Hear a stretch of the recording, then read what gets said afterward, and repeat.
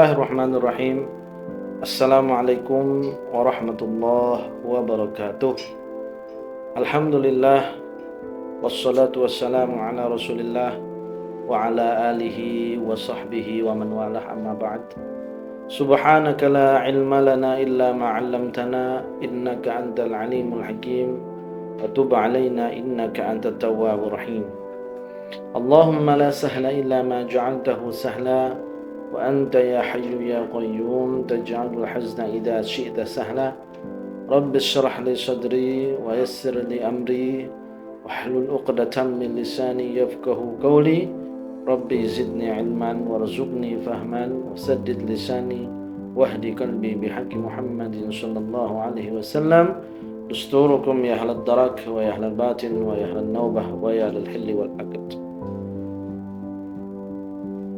Pemirsa Sampai TV dimanapun berada, mudah-mudahan Allah Subhanahu wa Ta'ala senantiasa melimpahkan rahmat dan perlindungannya kepada kita semua. Alhamdulillah, segala puji bagi Allah Subhanahu wa Ta'ala yang telah memberikan kita karunia nikmat sehat wal afiat, sehingganya dengan kenikmatan ini kita bisa menjalankan aktivitas kita sebagai hamba Allah Subhanahu wa Ta'ala, beribadah di setiap waktu. Kemudian kita juga mempergunakan kenikmatan saat ini untuk aktivitas kita menjemput rezeki yang halal, yang barokah, yang mudah-mudahan menjadi wasilah kita untuk sampai ke tanah suci Mekah dan Madinah. Amin ya rabbal alamin. Salawat serta salam mudah-mudahan senantiasa tercurahkan kepada junjungan kita baginda Rasulullah sallallahu alaihi wasallam serta seluruh keluarga beliau, sahabat beliau, pengikut-pengikut beliau sampai hari kiamat. Mudah-mudahan kita semua termasuk hamba-hamba Allah yang kelak di hari kiamat mendapatkan syafaat baginda Rasulullah sallallahu alaihi wasallam. Amin ya rabbal alamin. Hadirin jamaah Sampai TV yang dimuliakan dan dirahmati oleh Allah Subhanahu wa Ta'ala. Di dalam sebuah kitab Nasaihud Diniyah, di dalam sebuah kitab Nasaihul Ibad karangan seorang ulama besar, Syekh Nawawi Al-Bantani, beliau pernah mengutip satu perkataan ulama yang sangat luar biasa yang untuk bisa kita jadikan pegangan dalam menjalani kehidupan kita. Beliau mengatakan, qala al-mu'allifu rahimahullah wa nafa'ana bihi wa bi'ulumihi bid-darain amin, an Hatim al-Assam annahu qala, dari Syekh al-Imam Hatim al-Assam rahimahullah Muhammad al-Abrar, beliau pernah mengatakan, arba'atu asya la ya'rifu qadraha illa arba'atun. Ada 4 macam yang mana tidak akan diketahui nilainya kecuali dengan 4 macam pula. Yang pertama adalah as-syabab la ya'rifu qadrahu illa syuyukh. Masa muda tidak akan kita ketahui nilainya kecuali oleh orang-orang yang sudah merasakan atau orang-orang yang sudah tua. Mereka akan merasakan bagaimana nikmat masa muda itu sungguhlah sangat luar biasa. Masa muda, masa di mana kita menanamkan semangat yang luar biasa yang akhirnya pada suatu saat nanti akan berbuah manis. Ya, pada suatu saat nanti di mana mata ini tidak tajam lagi penglihatan seperti masa muda.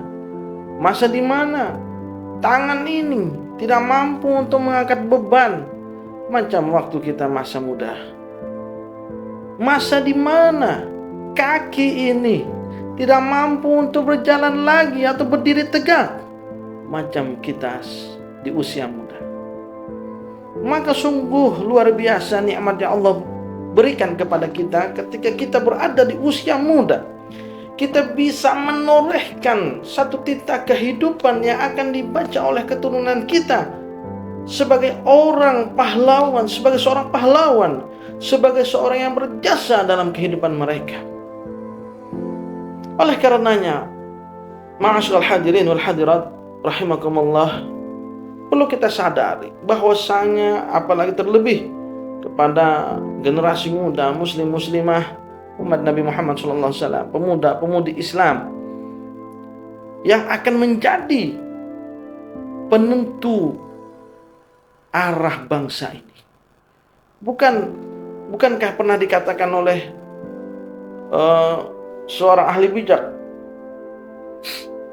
syubbanul yaum rijalul qad, pemuda masa sekarang, pemudi masa sekarang adalah generasi masa yang akan datang.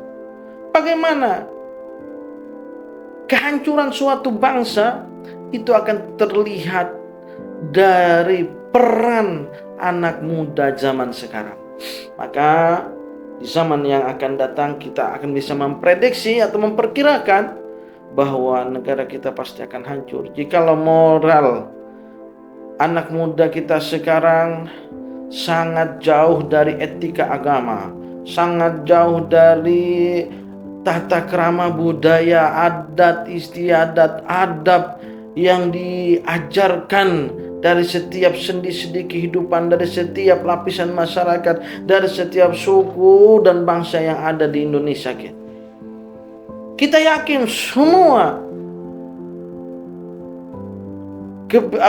kebudayaan atau tradisi dalam suatu suku, dalam suatu bangsa, atau dalam sebuah agama pasti ingin mengajarkan hal-hal yang baik kepada penganut keyakinannya.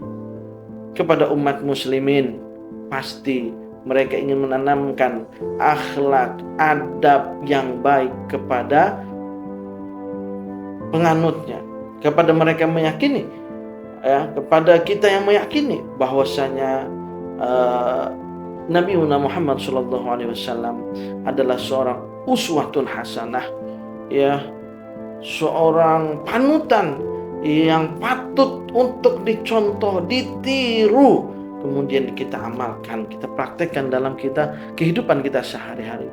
Baik ucapan-ucapan beliau, perilaku beliau, tutur kata beliau, semuanya. Inilah yang disebut dengan sunahan baginda Rasulullah SAW. Begitu pula agama lain akan mengajarkan hal-hal yang baik kepada setiap penganutnya. Agama Kristen mengajarkan perbuatan yang baik, adab yang baik, akhlak yang baik kepada penganutnya. Agama Konghucu juga mengajarkan, menanamkan nilai-nilai yang baik kepada penganutnya. Bahkan hanya tradisi atau budaya yang mana kita kaya akan ragam budaya, ragam suku, masing-masing mengajarkan etika, adab, adat, dan istiadat. Tujuannya adalah untuk apa? Melestarikan kebaikan itu, melestarikan eksistensinya, keberadaan kita. Itu dari adab, dari akhlak. Maka tidak salah baginda Rasulullah SAW pernah bersabda, innamal bu'itsu liutammima makarimal akhlak. Tidaklah aku diutus kecuali supaya menjadikan semua akhlak, liutammima makarimah, untuk menyempurnakan akhlak, untuk menyempurnakan adab. Bagaimana keyakinan kita sebagai muslim? Meyakini bahwasanya Rasulullah SAW seorang uswatun hasanah, budi pekerti beliau, tutur kata beliau, akhlak beliau yang sangat luar biasa. Kalau kita ikutin, kalau generasi muda muslimah mengenal riwayat baginda Nabi Muhammad SAW, maka sungguh muslimah kita akan senantiasa melihat kejayaan, kesuksesan. Oleh karenanya, kalau mau melihat pengetahuan dunia sains, maka janganlah mengenal terlebih dahulu daripada dunia barat. Sungguh semua ilmu yang dikenalkan dari barat bersumber daripada generasi umat Nabi Muhammad SAW. Penemu aljabar, algoritma dan lain sebagainya, Al-Khawarizmi, kemudian ada Ibnu Sina, ada dalam dunia kedokteran ada Ibnu Sina, ya. Alhamdulillah masih banyak ilmuwan cendekiawan muslim yang dahulunya mereka mengarang kitab yang sangat luar biasa tentang petunjuk-petunjuk, mengarang teori-teori yang sangat luar biasa, bahkan sebelum ada satu benda atau praktik tersebut mereka sudah bisa menteorikannya dalam buku mereka. Ini kalau kita bisa baca sejarah, ya.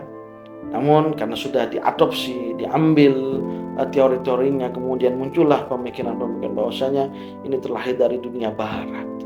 Maka sungguh kita jangan sampai dibodohi oleh orang-orang yang tidak bertanggung jawab atas ilmu pengetahuan. Ingat, kalau kita betul-betul iman kepada Allah Subhanahu wa taala, Al-Qur'an adalah sumbernya ilmu. Al-Quran adalah Manba'ul Ulum. Al-Quran adalah kitab suci umat Islam yang semuanya sumber ilmu ada di dalamnya. Mau ilmu apa? Mau ilmu apa? Semua dasar teorinya ada di dalam Al-Quranul Karim.